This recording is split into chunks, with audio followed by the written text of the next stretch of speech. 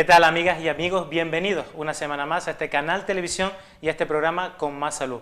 Hoy estará con nosotros el director de Salud Pública del Servicio Canario de la Salud, don Ricardo Redonda, para hablarnos de los nuevos cambios en el calendario vacunal infantil que se han implantado recientemente en la Comunidad Autónoma de Canarias. Por otro lado, atiendan este dato. Más de 9 millones de personas en España son alérgicas y casi la cuarta parte tienen síntomas alérgicos a diario. Una de estas manifestaciones es la rinitis alérgica y precisamente de ella vamos a hablar con el alergólogo Javier Figueroa de Hospitén Clínica Roca. Pero para comenzar nuestro programa vamos a hablarles de una información nutricional que es necesario saber. Les vamos a hablar de los probióticos y los prebióticos. Pero, ¿qué son estas sustancias que con tanta frecuencia se consumen en nuestro país? ¿Son necesarios consumirlas de verdad? Pues para hablarnos de ello está con nosotros ya en el plató nuestro compañero colaborador habitual, Juan Toral. ¿Qué les parece si comenzamos ya?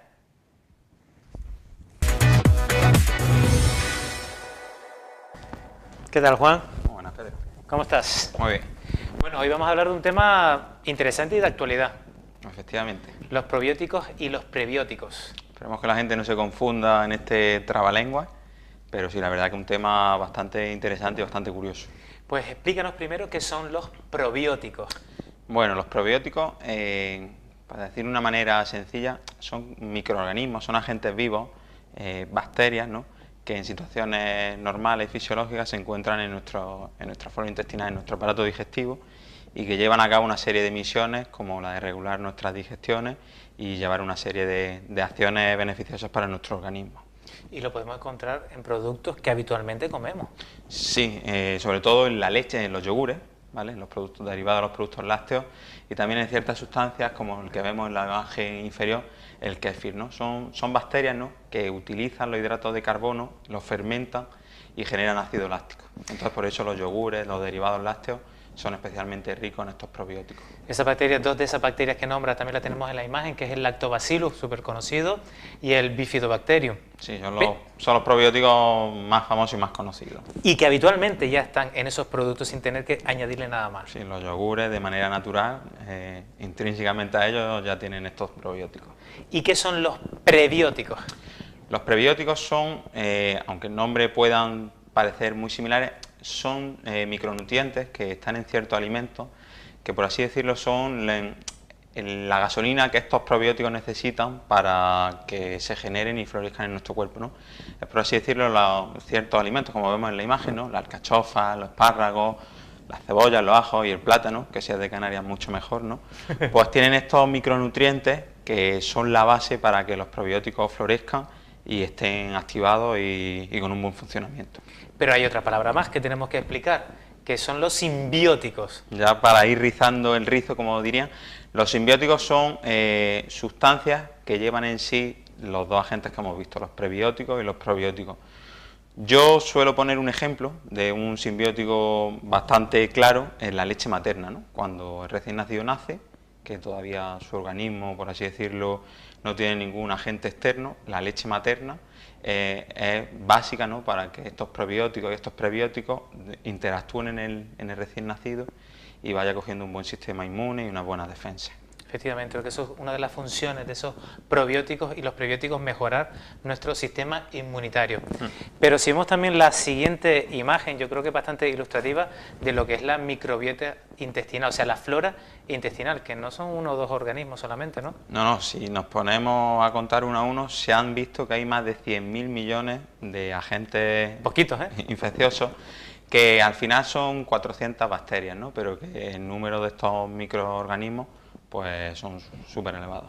Y que lo podemos encontrar en cualquier parte de todo el tubo gastrointestinal, ¿no?, desde el estómago hasta casi el ano. Cada uno, en función de la localización y del tipo de probiótico en sí, lleva una misión y un funcionamiento, pero sí, desde el estómago hasta el ano, todo el sistema digestivo es rico en estos productos. ¿Pero esta flora intestinal se mantiene estable a lo largo de la vida? No, a lo largo de la vida no. Como he comentado, el recién nacido, por ejemplo, nace totalmente sin ningún influente externo, ¿no?, y a medida de la vida, también con ciertas situaciones como el estrés, como el embarazo, como algún tipo de enfermedad, cuando a medida que vamos cumpliendo años, la flora intestinal, aunque es cierto que se predispone bastante los primeros años de la vida y luego se mantiene más o menos estable, que si hay alguna situación o algún desencadenante como una infección se puede alterar, pero al final se tiende a coger el equilibrio, pero va modulándose a lo largo de la vida, va cogiendo oscilaciones. Lo acabas de nombrarte un poquito, ¿qué factores son los que modifican esta flora intestinal? Porque yo creo que esto es una de las claves para entender cómo actúan esos probióticos y esos prebióticos. Bueno, como vemos en la imagen, factores son muchos. Yo sobre todo me empezó a interesar especialmente este tema por el tema de los antibióticos, ¿no? Porque hay una creencia que cuando se toma antibióticos pues es muy aconsejable tomar yogur, porque los antibióticos, por así decirlo, lesionan la flora intestinal. En cierta medida pues puede ser un condicionante, ¿no? Se ha demostrado que, por ejemplo, los antibióticos de amplio espectro, como la amoxicilina clavulánico, ¿no?, pues son especialmente gastrolesivos o con estos probióticos que los alteran. O sea, que nos cargamos un poquito más esa flora intestinal con este medicamento, ¿no? Sí, como hemos dicho antes, al final, si es algo puntual, al final el cuerpo es sabio, intenta, después de pasado el proceso infeccioso, recuperar el equilibrio inicial, pero es cierto que en estas situaciones pues podemos tener una bajada de estas defensas naturales. También en situaciones de mucho estrés, de mucha carga de trabajo, en situaciones de ansiedad y demás, también puede ser influenciable. Los cambios térmicos, ¿no? Está demostrado que sobre todo los prebióticos, ¿no?, se modulan, se influyen en ciertas relaciones térmicas como con el calor, ¿no? Entonces, en ambientes cálidos y demás, pues también pueden bajar un poco estas defensas naturales, ¿no? También situaciones como mala alimentación, es clave, ¿no? Porque como... ¿Qué es lo habitual? En lo habitual comemos de aquella manera, de manera desequilibrada, y como hemos visto antes, los mejores probióticos son una correcta alimentación, ¿no? Entonces, trastornos alimenticios o tomar más hidratos de carbono, alterar un poco el equilibrio entre proteínas y grasa y hidratos de carbono, puede predisponer a estas alteraciones en el equilibrio de los prebióticos y los probióticos. Después también uno que me afecta a mí, que es la intolerancia a la lactosa. Lo mismo le pasarán a otros pacientes que tengan problemas con el gluten o con otra alergia alimentaria, también puede influirlo porque está inflamando de alguna forma toda la zona intestinal. Y también enfermedades digestivas tipo la Crohn, colitis ulcerosa, el Crohn, las enfermedades inflamatorias intestinales, pues también son predisponentes. Y después hay uno que tú lo acabas de nombrar, pero me gustaría insistir un poquito en él, el tema del estrés. Sí. Al final también viene a estar un poco relacionado con esa mala alimentación, comemos rápido, mal, sin masticar de forma adecuada y de forma acelerada, y eso puede también predisponer a una alteración de esta flora intestinal. O sea, al final el estrés muchas veces somatizamos por la barriga, pero puede que haya muchas explicaciones fisiológicas en esa somatización a nivel de este desequilibrio. Me gusta esa matización.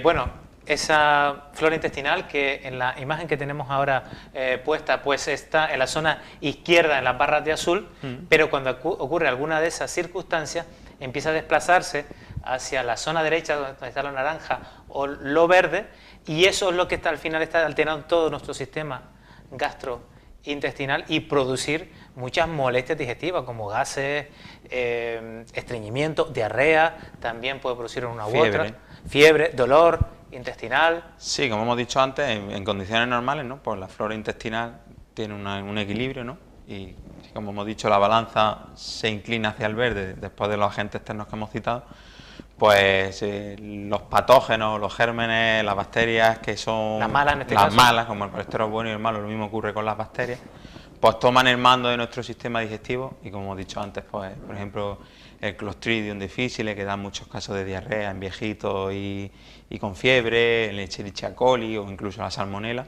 pues son los protagonistas. No, y además esto también puede predisponer a que tengamos incluso infecciones en otros lugares, ¿no? Sí, por ejemplo también la bajada, cuando estos gérmenes toman el protagonismo, bajan las defensas, y bajan las defensas, los hongos también pueden ser proclives a esa zona y de hacer también enfermedades como candidiasis, que por ejemplo en las mujeres está vista cierta predisposición con estas patologías, como por ejemplo candidiasis vaginales. Importante entonces relacionar la patología digestiva con la patología vaginal, ¿no?, en este caso. Esto no quiero dejarlo en el tintero, la imagen que vemos ahora, y es que ya no solamente estos productos que estamos viendo aquí más de supermercado, sino también están apareciendo muchos productos a nivel de farmacia que contienen probióticos y que nos prometen el oro y el moro de que nos va a mejorar nuestra salud digestiva. ¿Hasta qué punto la ciencia puede decir, o la evidencia científica, vamos a decirlo de forma más exacta, puede decir que esto es realmente lo que sucede y que mejora?